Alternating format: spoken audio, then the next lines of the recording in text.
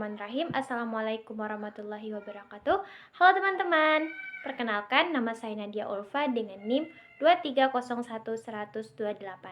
Baik, di video ini saya akan menjelaskan tentang fluida berkaitan dengan tugas dari MK Fisika Dasar 2 dengan Ibu Liza Afra.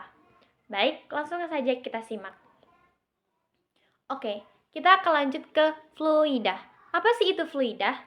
Fluida adalah zat yang bisa berubah bentuk secara terus-menerus. Nah, fluida ini bisa berbentuk zat, cair, dan zat gas ya, teman-teman. Terus, fluida ini bisa dibagi menjadi dua. Ada fluida statis dan ada juga fluida dinamis.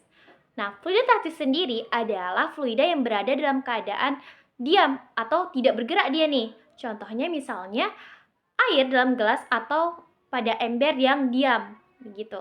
Yang kedua, itu ada fluida dinamis, yaitu fluida yang bergerak atau mengalir.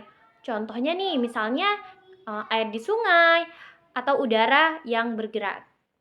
Nah, sekarang kita akan ngebahas tentang apa sih sifat-sifat dari fluida. Dan sifat-sifat itu ada 6 ya teman-teman. Yang pertama, dia memiliki kemampuan mengalir. Yang kedua, tidak memiliki bentuk tetap. Yang ketiga, memiliki kekentalan. Yang keempat, dia memiliki massa jenis. Dan sedangkan yang kelima, dia memiliki kompresibilitas. Dan yang keenam, dia memiliki tegangan permukaan. Terus, maksud dari tekanan fluida itu apa? Nah, yang pertama itu ada tekanan. Tekanan adalah gaya yang diberikan pada permukaan tertentu. Nah, tekanan ini bergantung pada besarnya daya. Maksudnya gimana? Berarti jika semakin banyak tekanan, maka makin besar dong dayanya. Gitu. Nah, ini bisa dihitung dengan menggunakan rumus P sama dengan F per A, di mana P-nya itu merupakan tekanan pada suatu permukaan, F-nya itu gaya tekan, dan A itu luas batang tekannya. Terus, ada yang namanya itu tekanan hidrostatis. Apa itu? Nah, tekanan hidrostatis adalah tekanan yang disebabkan oleh zat cair nih. Nah, tekanan ini tergantung pada kedalaman air nih. Jika kedalaman airnya itu semakin dalam, maka semakin kuat juga tekanannya.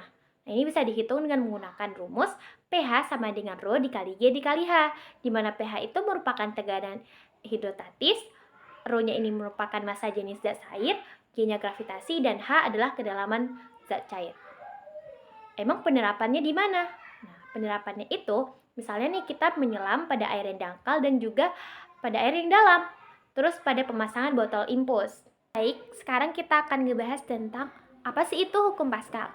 Nah, bunyi hukum itu sendiri adalah tekanan yang diberikan pada zat cair dalam ruang tertutup akan diteruskan ke segala arah dengan besar yang sama. Nah, maksudnya itu, dengan adanya tekanan yang diberikan pada fluida statis dalam ruang tertutup akan diteruskan ke segala arah dengan tekanan yang sama kuat. Nah, bisa dihitung dengan menggunakan persamaan P1 sama dengan P2. Nah, maksudnya ini, P1 ini adalah tekanan pada penampang 1 akan sama dengan pada penampang kedua. Atau bisa menggunakan rumus F1 diper dengan A1 sama dengan F2 diper dengan A2.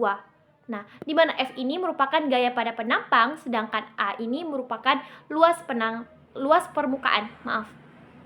Nah, terus kita belajar tentang hukum Pascal. Emang kalau di kehidupan sehari dipakainya di mana? Nah, bisa kita ambil contoh. Yang pertama itu pada pergantian ban mobil. Terus yang kedua pada pompa hidrolik. Nah, kemudian kita akan ngebahas tentang hukum Archimedes. Bunyi dari hukum itu ialah suatu benda yang dicelupkan sebagian atau seluruh benda tersebut ke dalam fluida akan mengalami gaya ke atas yang besarnya itu sama dengan berat fluida yang dipindahkan oleh benda tersebut. Nah, ini bisa kita hitung menggunakan persamaan FA sama dengan Rho dikali dengan G dikali dengan V, di mana FA itu merupakan gaya tekan ke atas, sedangkan Rho itu adalah massa jenis, G itu sebagai gravitasi, dan V itu merupakan volume. Nah, terus penerapannya itu di mana? Penerapannya itu yang pertama itu ada pada kapal laut, kapal selam, dan pada balon udara. Baik, sekian dari video saya mengenai tugas dari MK Fisika tentang ngerangkum materi fluida. Sampai ketemu di video berikutnya. Dadah. Assalamualaikum warahmatullahi wabarakatuh.